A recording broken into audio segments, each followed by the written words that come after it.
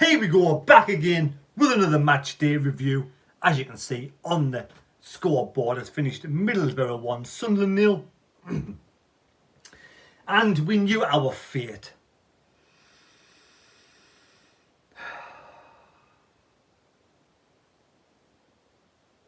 We knew our fate before the game started.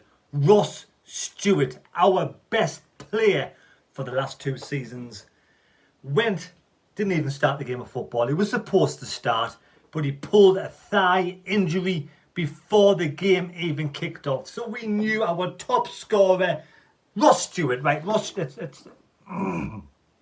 Stewart.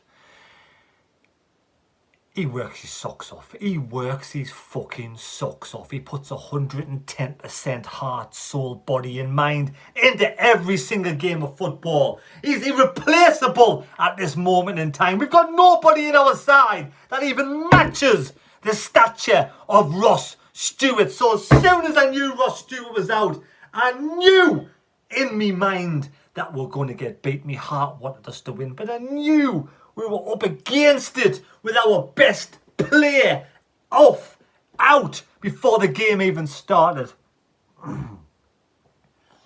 This is where we're lacking in the transfer market. We're lacking in the transfer market. We've brought nobody in with anywhere near the stature of Ross Stewart to keep us if he's injured and he's out with a thigh injury. So we brought in Patrick Roberts. Patrick Roberts is not the player for me.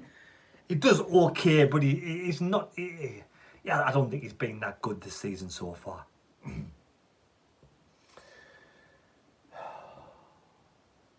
In the first half, it was kind of 50-50. Kind of 50-50. I mean, we're a championship side. We're a championship side.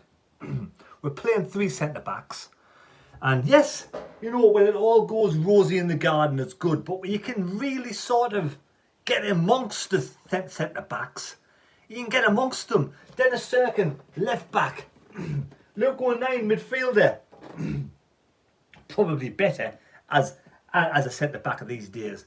But they're susceptible. You know what? There's always a mistake there somewhere. And Middlesbrough found them out. They played a lovely ball. Don't get me wrong. You know, as much as I'm fucking sick as a chip losing today, Middlesbrough played a lovely ball. Giles, right, left-hand side, played the ball right in between Danny Bart and Luke O'Neill.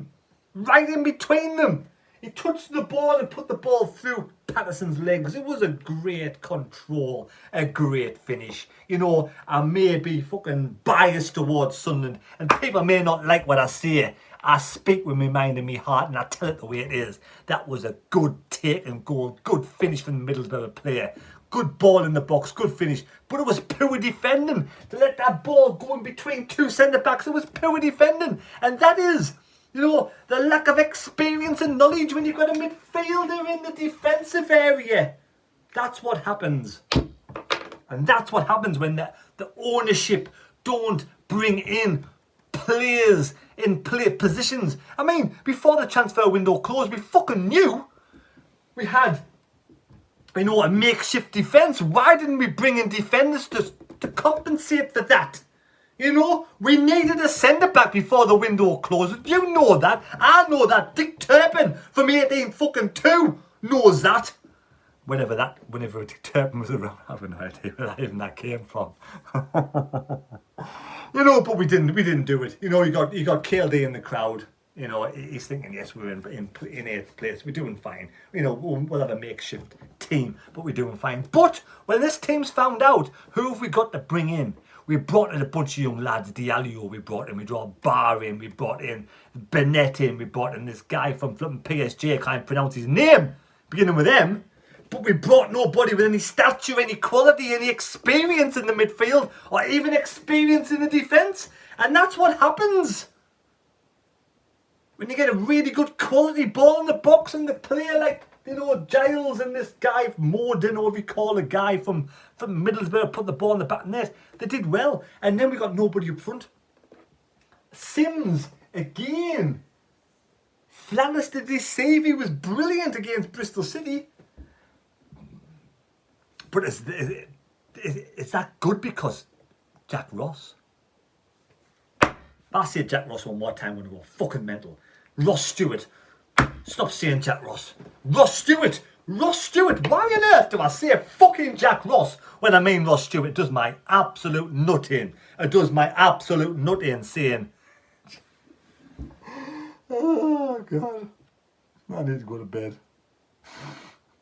Ross Stewart. When you're missing a player like Ross Stewart up front, the quality. Ross Stewart gets back, defends. He's all over. Ross Stewart puts it, like I said before, he works his socks off, puts 110% into it. Every single fibre in Ross Stewart's body puts 110% in. And when you're missing a player of that quality, you're going to be lacking. You've got nobody. He's irreplaceable. Ross Stewart is irreplaceable. Irreplaceable. But towards the back end, and I said this at the start, when the referee came out, hairband man came out with a flipping hairband on his head, I knew straight away he was shocking against Sunderland versus Coventry. He was awful against Sunderland versus Coventry, the first game of the season. And he comes out and Roberts was tripped the dying seconds of the first half. He was tripped. It was a blatant penalty. We should have had a penalty.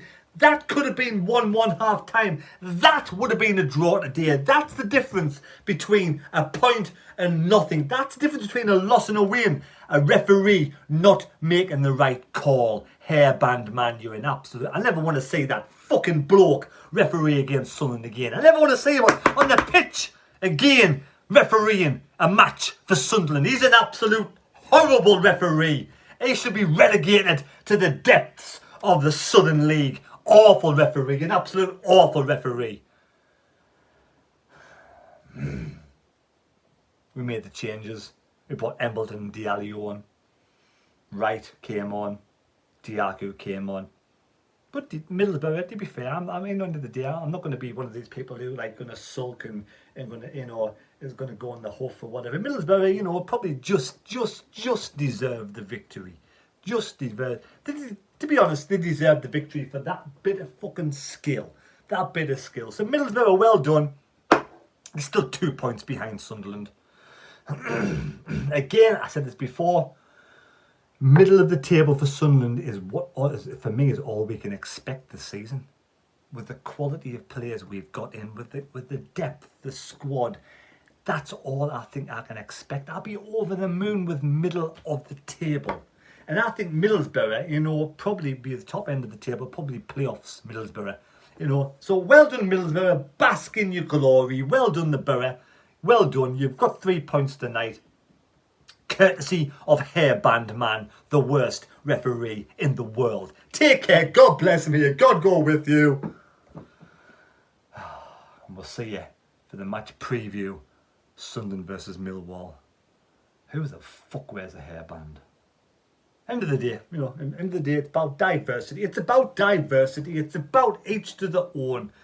And I only call him Hairband Man because I don't know his name. But that referee is not good enough for the championship. I used to wear a wristband when I was younger.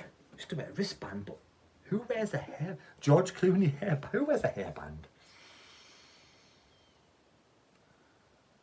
He's probably a nice man. He's probably a nice man. He's probably a good bloke and everything, but he's not good enough for the championship. Referees need to be.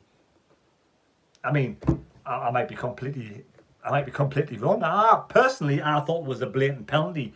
Correct me if I'm wrong. I thought that was a blatant penalty. But at the end of the day, we've only got ourselves to blame. There's no point. I mean, yes, I'm blaming Hairband Man for the penalty. What? Yes, I'm blaming him for the penalty. But the team wasn't good enough. Sunderland, without Ross Stewart, the team wasn't good enough. It wasn't good enough without Ross Stewart.